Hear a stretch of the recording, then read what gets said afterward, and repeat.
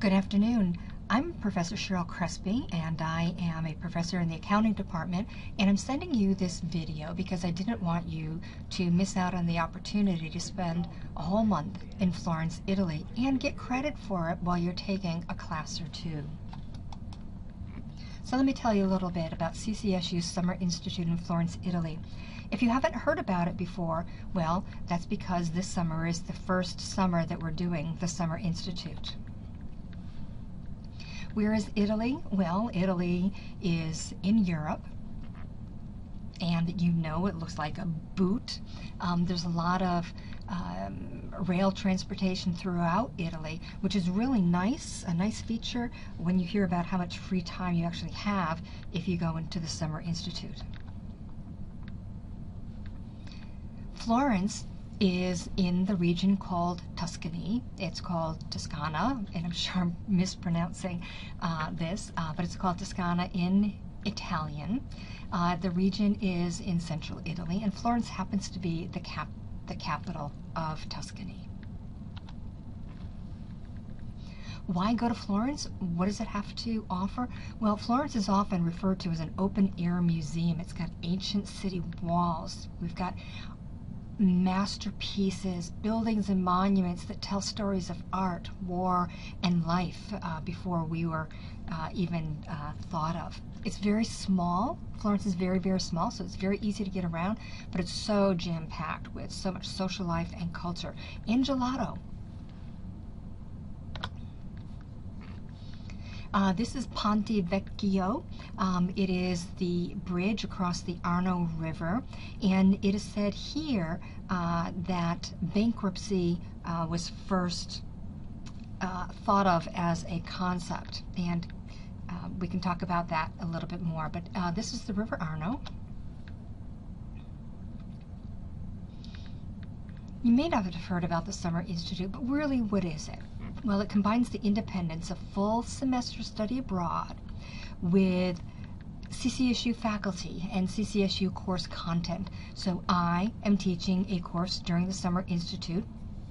It is AC 490, and we'll talk about that in a little bit. So think of the Summer Institute as CCSU's summer school abroad. Here is just a very famous piazza in Florence. Why Italy? Well, you've got the culture, you've got the language. The language is a beautiful, very beautiful language. History, oh my gosh, so much history. Religion, geography, food and wine. Yeah, when I was in Florence, when I've been to Italy, I fell in love with the food and the wine. Well, pretty much the food there, but they've got food and wine. The art, architecture, and fashion, hospitality. The very first time that I came back from Italy, I said to my husband, I want to be Italian. Yes, with a name like Crespi, I am not Italian, nor is he. What is there to do in Florence?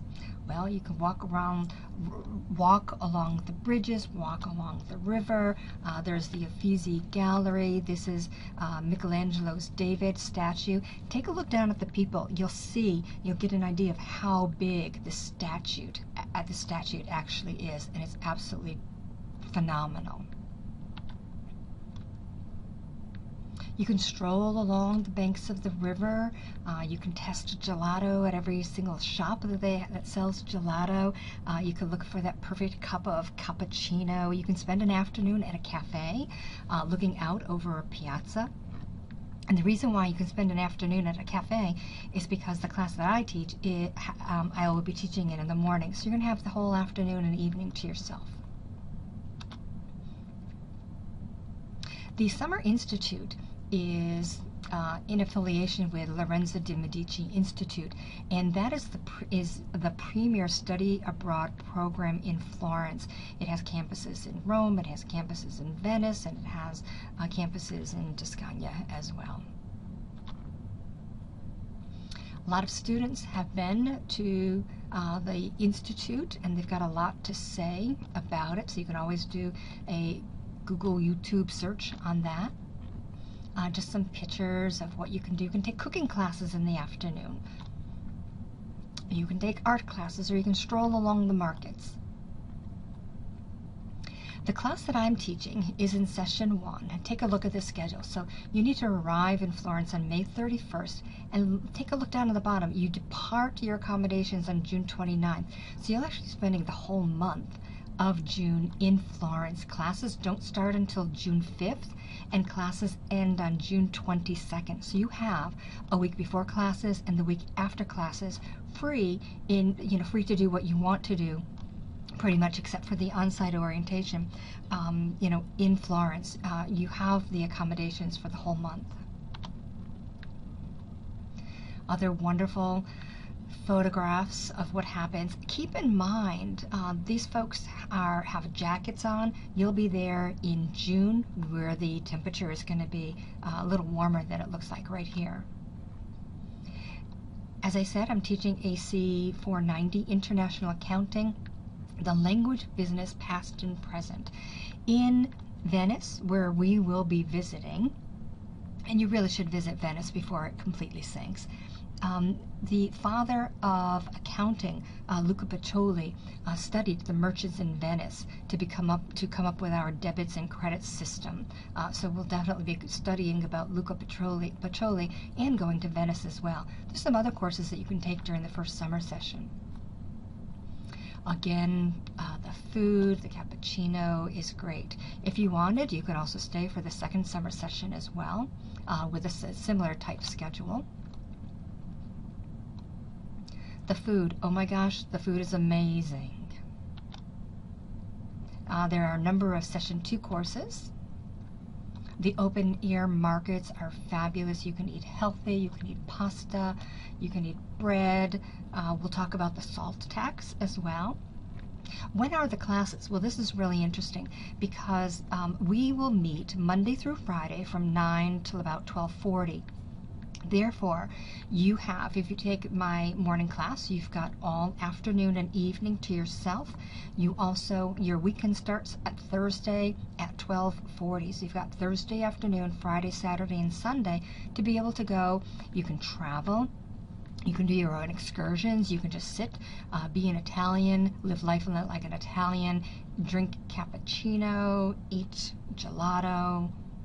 The gelato's really good. Just pretty much the food's pretty good. You can take a cooking class. Who doesn't want to cook like an Italian? What can you do in your free time? Well, if you take the morning class, I already mentioned that schedule. You've got every weekend free, and most of the weekends begin on Friday. If you took my class, it would actually begin on Thursday afternoon. You have the 4th week of the program completely free. Stay in Florence, continue to live like an Italian, or travel outside the city. There's so much to do in Florence. If you wanted to travel outside the city, where can you go? Well, you can go to Pisa. You can go to San Gimignano, known as the City of the 100 Towers. You can go to Lucca. You can go to the Chianti region, and if your family likes to drink wine, you'll know that that's the region where Chianti comes from. You can go to Siena. Siena is one of the most beautiful cities in Italy. You can go to the beaches. You can go to Tuscany's beaches. How about Rome?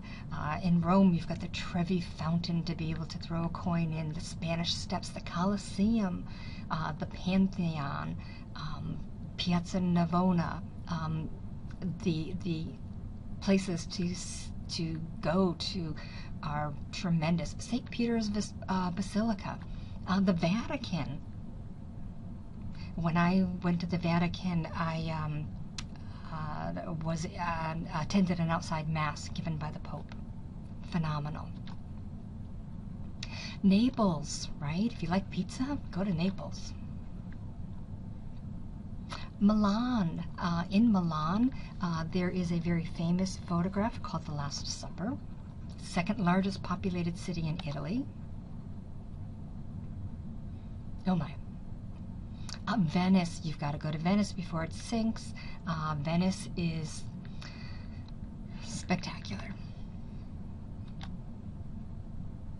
Lake Como, you might meet George Clooney and his wife.